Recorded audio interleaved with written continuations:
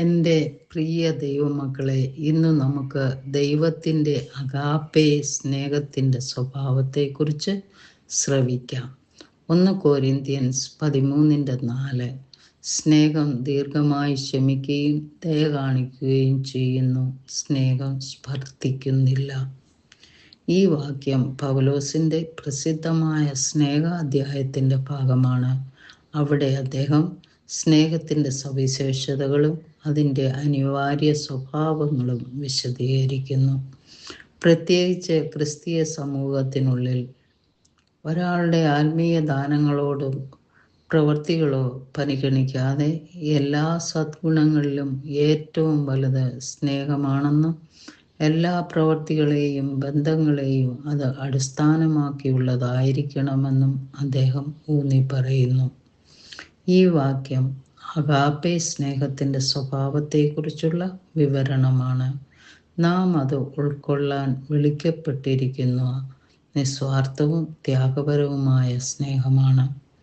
യഥാർത്ഥ സ്നേഹം എന്താണെന്നും എന്തല്ലെന്നും അദ്ദേഹം ഒരു പരമ്പര വൈരുദ്ധ്യങ്ങൾ നൽകുന്നു. സ്നേഹം ക്ഷമയാണ്, എന്നാൽ സ്നേഹത്തിന് ബുദ്ധിമുട്ടുള്ള സാഹചര്യങ്ങളെയും സമയങ്ങളെയും നിരാശപ്പെടാതെയും ഉപേക്ഷിക്കാതെയും സഹിക്കാൻ കഴിയും. അത് ദീർഘക്ഷമയാണ്. ന്യായവിധിക്ക് തിടുക്കം കൂട്ടുന്നില്ല.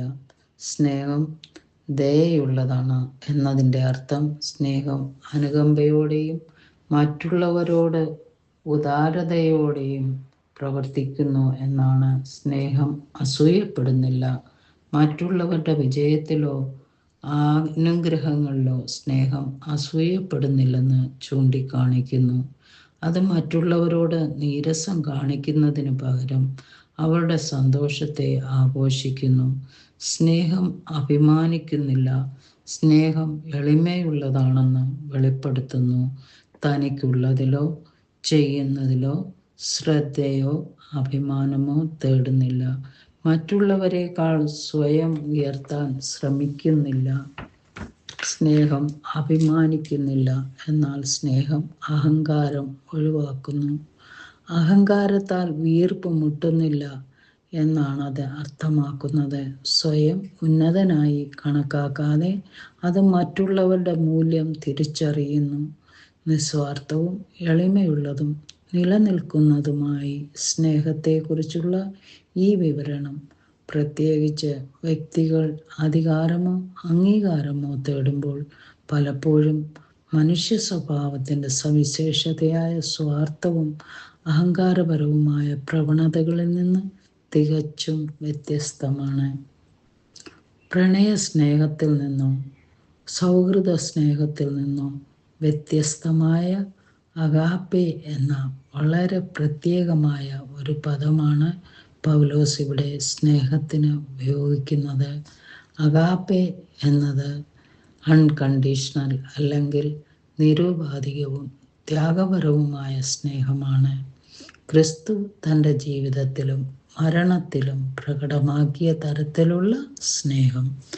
സ്നേഹം നമ്മോട് ആവശ്യപ്പെടുന്നത് ഓരോ ഇടപെടലിലും ക്ഷമയും ദയയും ശീലിക്കണമെന്നാണ്.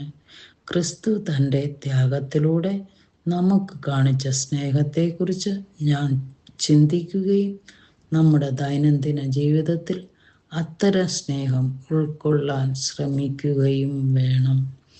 സ്നേഹപിതാവേ, ജീവിതത്തിൽ മറ്റെന്തിനേക്കാളും സ്നേഹത്തിന് മുൻഗണന നൽകാൻ ഞങ്ങളെ അനുഗ്രഹിക്കണമേ.